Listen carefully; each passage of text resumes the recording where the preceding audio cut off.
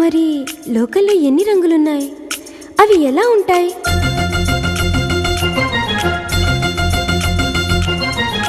బుగ్గ మీద వెచ్చని సిగ్గు వచ్చినప్పుడు దానిని అడుగు, ఎర్రదనం అంటే చెబుతుంది. పెదవి కొమ్మ పూసిన పువ్వు అందమైన నీ చిరునవ్వు, తెల్ల రంగు అట్టా ఉంటుంది. నీలో నిలువున పులకలు రేగిన వేళ నువ్వే పచ్చని పైరువు అవుతావమ్మా. దిగులు రంగే నలుపు అనుకో, ప్రేమ పొంగే పసుపు అనుకో.